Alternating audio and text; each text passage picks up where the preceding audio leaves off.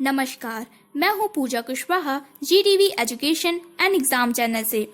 तकनीक की दुनिया में प्रतिस्पर्धियों को आगे बढ़ने से रोकने के मामले में इन दिनों अमेरिकी कांग्रेस में सुनवाई चल रही है और फेसबुक, एप्पल और गूगल जैसी कंपनियों के प्रमुखों को अपनी फर्मों के बचाव में सफाई देनी पड़ रही है।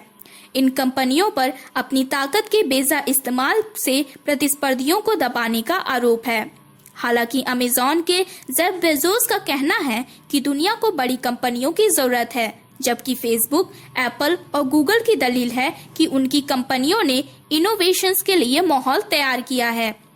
अमेरिकी कांग्रेस में कड़े नियमों और कारोबारी प्रतिस्पर्धा में बाधा पहुंचाने के आरोपों पर सुनवाई चल रही है और टेक कंपनियों के मुख्य कार्यकारी अधिकारी की पेशी इसी सिलसिले में हुई। कुछ आलोचक चाहते हैं कि इन कंपनियों को विभाजित कर दिया जाए। कांग्रेस के डेमोक्रेट सदस्य कंपनी जगत के लोगों पर प्रतिस्पर्धा के मुद्दे को लेकर जोर दे रहे थे, जबकि रिपब्लिकन सदस्य इस बात को लेकर ज्यादा फिक्रमंद थे कि ये कंपनियां सूचनाओं का प्रबंधन किस तरह से करती हैं और क्या वे कंजर्वेटिव विचारों को दरकिनार भी करते हैं। सुनवाई कर रही समिति की अगुवाई कर रहे कांग्रेसमैन डेविड सिसलाइन ने कहा कि 1 साल की जांच के बाद ये बात सामने आई है कि ऑनलाइन प्लेटफॉर्म्स ने अपने विस्तार के लिए नुकसानदेह और दूसरों को बर्बाद करने वाले तरीके से अपनी ताकत का इस्तेमाल किया है। डेविड सिसलाइन ने कहा कि वो इस बात को लेकर आश्वस्त हैं कि ये कंपनियां एकाधिकारवादी मॉडल पर चल रही हैं और उन्होंने इसे रोकने के लिए कार्रवाई किए जाने की मांग की। 5 घंटे तक चली सुनवाई के बाद आखिर में उन्होंने कहा कि कुछ कंपनियों को विभाजित किए जाने की जरूरत है और सभी को पूरी तरह से नियम कायदों के दायरे में लाए जाने की जरूरत है। फेसबुक के मार्क जकरबर्ग, अमेज़न के जेफ बेजोस, गूगल के सुंदर पिचई, एप्पल के टिम कुक ने ये बात जोर देकर कही कि उन्होंने कुछ भी गैरकानूनी नहीं किया है और उनकी कंपनियां अमेरिकी मूल्यों का पालन करती हैं। सुनवाई के दौरान सांसदों ने गूगल पर छोटी कंपनियों का कंटेंट चुराने का आरोप लगाया ताकि यूजर्स उनके वेब पेज पर ही टिके रहें। अमेज़न पर अपना सामान बेचने वाले लोगों से कंपनी के बर्ताव को लेकर शिकायत है और फेसबुक पर इंस्टाग्राम जैसी प्रतिस्पर्धी कंपनियों को खरीद लेने का आरोप है। एप्पल के ऐप स्टोर पर भी लोगों के सवाल हैं।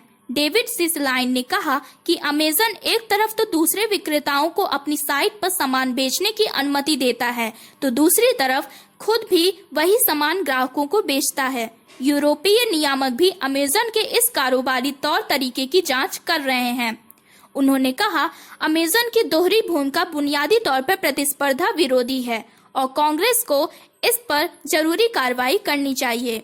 हालांकि रिपब्लिकन पार्टी के कुछ सदस्यों ने ये संकेत दिए कि वे कंपनियों को विभाजित करने के विचार के समर्थन में नहीं हैं। एक कमेटी मेंबर ने तो यहाँ तक कहा कि बड़ा होना बुरी बात नहीं है।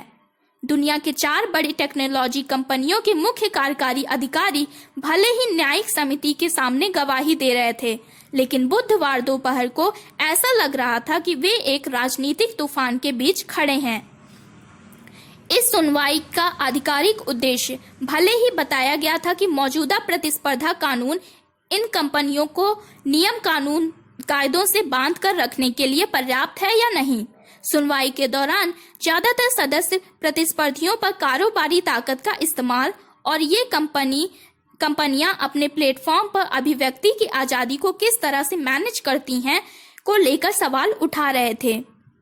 अमेरिकी राष्ट्रपति ट्रंप लंबे समय से अमेज़न के आलोचक रहे हैं। उन्होंने हाल ही में इस बारे में ट्वीट पर लिखा भी है, अगर कांग्रेस बड़ी टेक्नोलॉजी कंपनियों के कामकाज में पारदर्शिता नहीं लाती है और जो उन्हें साल भर पहले ही करना चाहिए था, मैं ये कार्यकारी आदेश के जरिए खुद ही कर दूंगा। उन्होंने संवाददाताओं से ये भी कहा कि व्हाइट हाउस के अधिकारी उस सुनवाई पर करीबी नजर रखे हुए हैं। ट्रंप ने कहा, बड़ी टेक कंपनियां जो कर रही हैं वह बहुत बुरा है।